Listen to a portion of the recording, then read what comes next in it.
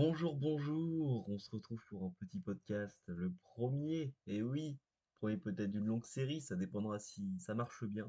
Bon, pas forcément si ça marche bien, si ça me plaît simplement d'enregistrer ce type de format audio finalement.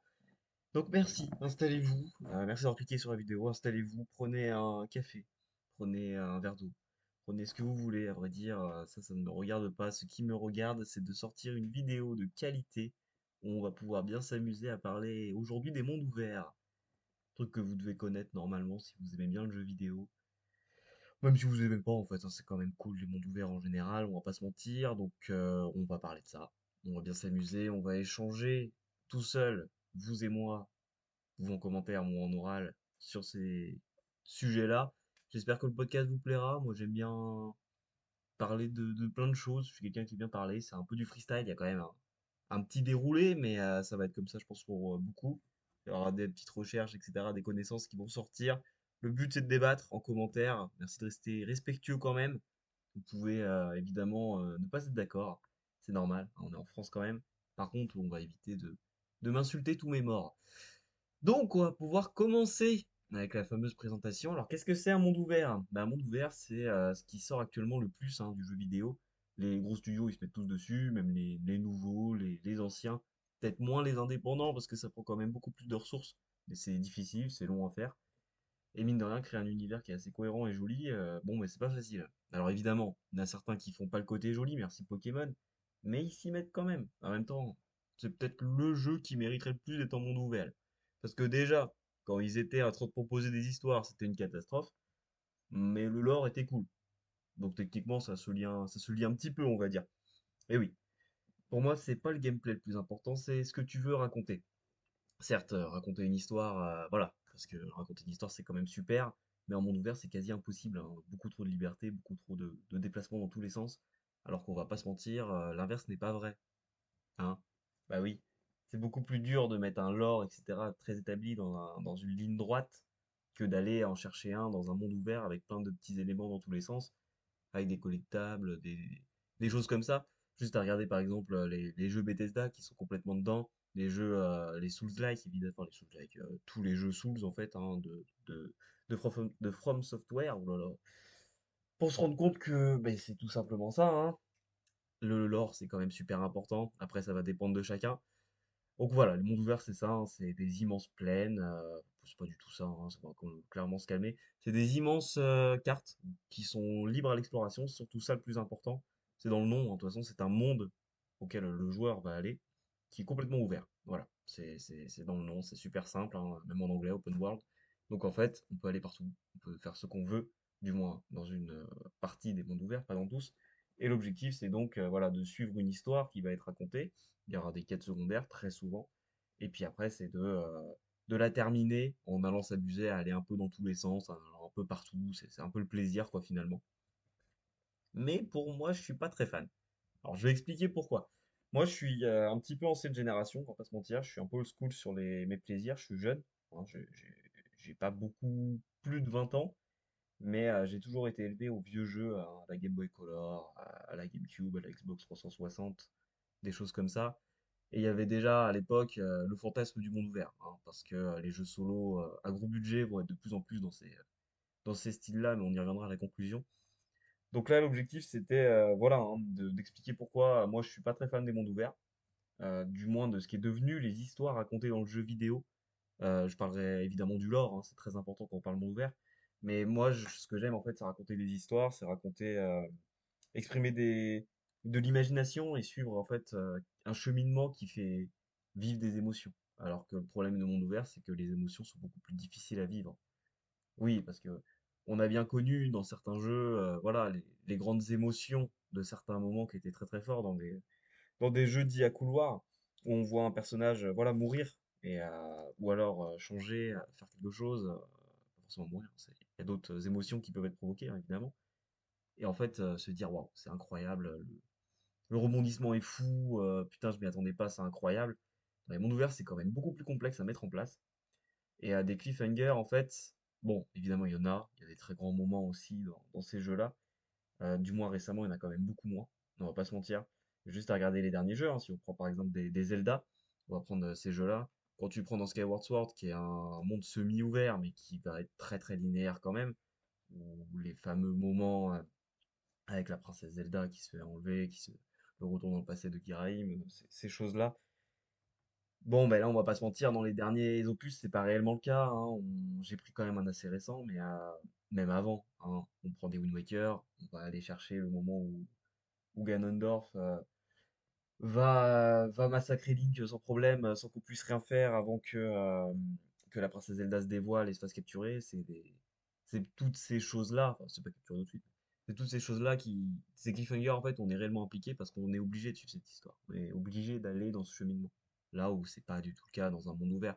Monde ouvert, on va aller s'amuser, on va suivre un moment. Wow, c'est super, allez hop, je vais aller pêcher du poisson. Ensuite, je vais aller défoncer un troll qui était caché dans une grotte parce que j'avais envie de récupérer une épée. Et après, on va resuivre l'histoire. L'implication est quand même beaucoup moins forte, même si les cliffhangers peuvent se valoir et peut-être même être mieux. Au final, le fait de ne pas être linéaire, c'est vrai que l'implication dans un univers est tellement plus difficile, du moins dans une histoire. Dans un univers, non. Dans un univers, c'est beaucoup plus simple, dans un monde ouvert. Et c'est peut-être ça, moi, qui me dérange le plus. C'est qu'en fait, on est en train de saboter les scénarios de scénaristes qui ont beaucoup de talent et qu'on n'ont pas moins qu'avant, ou pas plus même. Parfois aussi, certains en ont plus, hein, il y en a peut-être plus qui travaillent actuellement dessus. Mais c'est vrai que c'est quand même dommage de se rendre compte qu'il y a moins en moins d'histoire, moins en moins de développement. Alors des personnages si, parce que c'est une partie d'un lore, mais d'une histoire non. C'est-à-dire qu'aujourd'hui on raconte beaucoup moins de choses à travers un cheminement. On raconte pas voilà, des événements qui vont se passer, des événements qui vont être très très forts en émotion, hein. J'ai pris les cas des Zelda. Bon, les Pokémon, bon, il n'y a jamais eu des très très grands scénarios, mais si on prend un noir et blanc, si on prend un diamant perle, il y a beaucoup de gens qui vont apprécier, évidemment, faut aussi prendre le côté enfant, qui vont apprécier tous ces moments-là de méchants, de teams de méchants qui vont les faire rêver quand ils sont petits, de se dire, waouh, lui, c'est vraiment un méchant charismatique. On va pas se mentir, c'est pas forcément dingue, hein. Mais ça marche. Au public adressé, ça fonctionne. Donc, oh, c'est super, c'est vraiment des moments où on s'en souvient. Dans le karaté violet, malheureusement, les méchants, on s'en souvient absolument pas. Alors peut-être qu'il y a aussi une baisse de qualité. On s'en souvient absolument pas aussi parce qu'on est beaucoup moins impliqué dans les méchants. On fait 50 000 autres choses, on y va, on fait un tout petit moment rapide. Ça ouvre aussi le problème des cinématiques. Le fait de ne pas en avoir tourné plusieurs, forcément, on se retrouve à avoir des cinématiques vides de sens, puisqu'on peut les faire dans n'importe quel ordre. Donc forcément, quand tu découvres, oh là là, au début tu te dis, ah c'est super, je vais découvrir l'histoire, mais au bout du cinquième adversaire de la team de méchants, imaginons, bon, d'ailleurs c'est le cas, là tu dis, bon allez, c'est bon, j'ai compris qu'ils sont pas contents, ils sont harcelés, ça fait du slip, etc. Mais ça raconte pas beaucoup de choses. Mais le truc c'est qu'on peut pas faire des changements comme ça. Ou alors faut adapter une pluralité de scénarios possibles avec à chaque fois des cinématiques qui soient adaptées en fait. Et ça c'est très très compliqué à mettre en place, on va pas se mentir. Mais il y a quand même un moment qui se démarque. Et c'est là où je veux aussi appuyer, dans Pokémon et Karaté Violet, le moment où le scénario, où tout devient super, c'est à la zone zéro, qui est un moment d'irréviste. Et là, on y retourne. On retrouve une histoire qui est passionnante. On retrouve une histoire qui reprend au cœur et qui, à la fin, offre un cliffhanger très sympa. Et parce qu'on n'a pas le choix de la suivre. C'est tout un moment, un long moment couloir, qui est très agréable à faire, qui est le meilleur moment du jeu souvent, parce qu'il raconte quelque chose. Et c'est là où on s'en rend compte. Je trouve que c'est un très bon exemple pour expliquer pourquoi les mondes ouverts sont en train de tuer les côtés histoire des jeux vidéo, les scénarios directement. Par contre, en échange, c'est vrai qu'au niveau du lore, c'est un plaisir. On va parler des Souls, des jeux de From Software, où chaque item raconte quelque chose, chaque endroit raconte quelque chose. Il y a tellement de choses à s'intéresser, à regarder, à voir, c'est vraiment passionnant. Mais qui a compris l'histoire d'un jeu vidéo de type Souls-like? Enfin, quand on regarde un Elden Ring, bon, bah, l'histoire, t'y comprends rien, hein. L'histoire, tu te dis: «Oh là, qu'est-ce que je fais? Mais pourquoi enfin, je comprends pas». Même si tu suis les dialogues, c'est très, très, très dur à comprendre. Il y a des parcelles un petit peu, magiques, un petit peu coupées, des choses qui sont féeriques presque. Mais on n'y comprend rien. On n'y comprend absolument rien. Il faut aller regarder, des vidéos d'Américains qui t'expliquent pendant 3 heures qu'en réalité le jeu est incroyable. Mais il faut s'intéresser au lore. C'est-à-dire que le lore prend une place beaucoup trop grande dans les mondes ouverts actuellement, même dans les jeux Ubisoft, dans tous ces jeux-là. C'est un très bon exemple aussi de monde ouvert qui raconte rien, mais enfin qui raconte énormément, mais qui n'a pas d'histoire. Quand on regarde les méchants, quand on regarde le méchant de Far Cry 3, qui est effectivement passionnant, hein, il y a pas de, c'est un très très bon personnage. Mais ça rentre dans le côté de l'univers. Le problème, c'est que l'histoire est, enfin, on s'en fout, quoi. Honnêtement, l'histoire, on en a rien à foutre. Et c'est bien ça le souci, c'est que les histoires se perdent. Et on est amené à avoir de plus en plus de mondes ouverts. Mais bon, il y a quand même des avantages. Le lore, c'est quand même quelque chose de vraiment passionnant. En fait, on s'applique réellement dans des jeux. On a juste à regarder le lore de Pokémon qui est réellement passionnant, le lore des jeux From Software. Bon, lors des jeux Ubisoft, c'est un peu moins le cas parce que, enfin, des jeux Ubisoft, des Far Cry en tout cas, c'est un peu moins le cas, même si les personnages sont très intéressants. On peut prendre quand même les Assassin's Creed qui racontent, bah, en fait, la vraie vie, hein, globalement, mais vu par le passé avec une petite réinterprétation. Mais c'est vraiment passionnant à regarder et ça ouvre ce côté-là où on va aller regarder qu'est-ce qui s'est passé dans notre histoire, simplement, de comprendre pourquoi, comment ça a été fait comme ça. Le bâtiment de Notre-Dame de Unity, si je dis pas de bêtises, est refait avec des réels plans, hein, utilisés d'ailleurs pour lorsque Notre-Dame a brûlé. Ça, c'est des choses passionnantes qui donnent envie de s'intéresser à, bon là, c'est pour le coup à la vraie vie, mais à l'univers du jeu vidéo et à tout ce qu'il a à proposer. Par contre, c'est vrai que bon, ben, l'histoire, encore une fois, c'est dur. Encore une fois, c'est des choses qui sont secondaires. Donc, je dirais pas que les mondes ouverts, c'est quelque chose de bien, quelque chose de positif. Après, l'avenir du jeu vidéo, je vais conclure, on va passer à la partie conclusion, même si il y a encore un petit peu de temps à échanger. Mais l'avenir du jeu vidéo se pose évidemment sur des mondes ouverts gigantesques, de plus en plus grands, de plus en plus techniques, de plus en plus beaux, qui ne racontent rien de prime abord, hein, on va pas se mentir, qui est juste de gigantesques architectures, infrastructures, environnements qui sont juste magnifiques. De plus en plus, c'est sûr, on va arriver à des techniques qui vont être magistrales, mais en réalité, qui est un lore qui est tellement profond, qui est tellement grand, qui est tellement abouti, en fait, qu'on va avoir envie de s'intéresser. Le truc, c'est qu'on va finir dans des jeux qui vont durer des 300 heures. Aujourd'hui, c'est ça, hein, c'est les critères. Juste à regarder les critères de critique.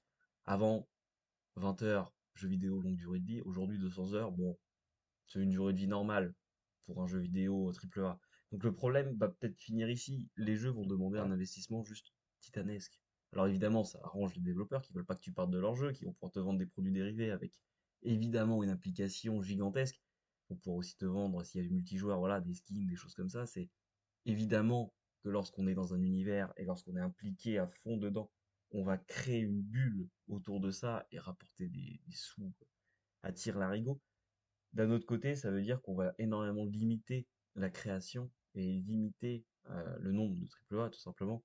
On va finir avec des scénarios de plus en plus pauvres, des histoires principales de plus en plus tristes, qui racontent de moins en moins de choses, avec enfin, des récits bridés, en fait, tout simplement. Bridés par le style de gameplay, qui malheureusement ne convient pas au conte.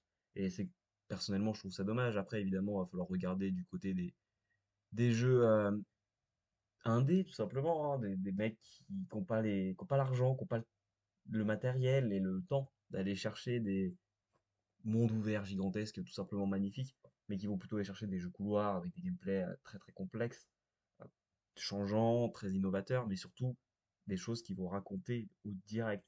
Certes, des jeux couloirs peuvent aussi avoir un lore énorme, mais c'est vrai qu'ils ont tendance à beaucoup plus raconter directement. Voilà, un monde ouvert, c'est tac tac, on y va, hop, on n'en parle plus, c'est magnifique, c'est super. D'un autre côté, on va pas se mentir, ça sera deux mondes. Voilà, on va arriver à un moment où les jeux indés seront consommés et raconteront des choses très précises, et une fracture avec des triple A qui sont de plus en plus de monde ouvert, car c'est de plus en plus demandé, et qui raconteront rien, en fait. Donc, enfin, qui raconteront énormément, mais qui, voilà, j'arrête pas de faire l'amalgame depuis tout à l'heure, qui raconteront énormément, mais qui n'auront pas de ligne directrice. Donc forcément, on va avoir une vraie fracture, et puis à côté, il y aura toujours les jeux multijoueurs et les jeux portables qui, eux, vont rien à voir là-dedans. Mais il y aura une vraie fracture entre ces deux mondes, en fait. Et est-ce que c'est positif? Oui, évidemment que c'est positif, parce que les jeux indés seront des tremplins pour aller récupérer, on va dire, des studios qui seront peut-être moins riches, qui proposeront moins de choses conventionnelles. Donc peut-être que ça sera positif, mais personnellement, je pense pas que ça sera négatif. Je pense que ça sera négatif. On arrivera plutôt à un côté où les indépendants ne pourront pas rentrer, à moins de qualité graphique, de qualité de gameplay, mais pas de côté scénario, dans les gros jeux qui parviendront pas à se renouveler là-dessus, Pour moi, il y aura une vraie fracture qui va vraiment brider le recrutement dans les équipes. À part le côté technique, ça va être plus compliqué pour certains métiers de réussir à se lancer seul, en fait. Pour moi, ça finira comme ça, ou peut-être qu'on arrivera à créer des mondes ouverts avec une histoire suffisamment intéressante et une quête principale suffisamment intéressante pour s'impliquer complètement dedans et qui arrivera à rattraper tous ces moments de flottement de je pars chercher la petite bague de madame pour lui ramener pour me faire sans écu et aller toper défense de mammouth pour aller défoncer un troll. Pour moi, on arrivera peut-être à faire ça un jour. Peut-être pas non plus. Personnellement, je suis plutôt pessimiste sur l'avenir des scénarios du jeu vidéo et sur ce qu'ils vont raconter au direct. On va plutôt finir sur des films en fait, ce qui est déjà un petit peu le cas, avec des jeux qui sont intéressants à jouer pour leur gameplay, leur gameplay tout simplement. Et au final, on écoutera le lore sur une vidéo d'un youtubeur qui a fait une vidéo d'une heure dessus. En écoutant chaque point, on se dit, ah, le jeu il est quand même vachement bien. Mais pour ceux qui n'ont pas envie de s'investir, voilà, c'est pas gratifiant. Et pour ceux qui s'investissent à fond, ça sera super. Par contre, ça demandera un temps monstrueux. Donc, est-ce que ça sera positif? Personnellement, étant voilà, old school, comme j'avais dit, je ne serai pas forcément fan de la direction, mais ça doit pouvoir se faire. On verra bien ce que ça donnera. En tout cas, laissez votre avis en commentaire. N'hésitez pas à en parler en commentaire entre vous, à me dire ce que vous en pensez du virage pris de ce qui vous plaira. Enfin, c'est une première vidéo dans ce style-là. Je sais que en podcast, voilà, c'est cool à écouter, à se poser et à faire peut-être autre chose à côté. N'hésitez pas en tout cas là-dessus à me dire ce que vous en pensez de cette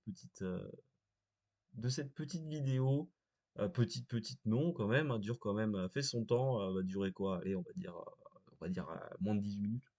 Donc quand même une bonne vidéo, j'espère que c'était sympa, que ça vous ouvre aussi sur ce point de vue-là.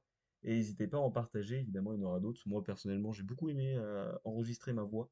J'espère que je parle suffisamment bien et que c'est suffisamment agréable. Je vais pas retoucher la voix sur cette première vidéo, vous me direz si vous préférez que je la retouche pour supprimer, je sais pas, des bruits de bouche, des respirations, des choses comme ça. Moi, je compte sur vous et sur votre implication. Et puis on se dit peut-être à une prochaine fois.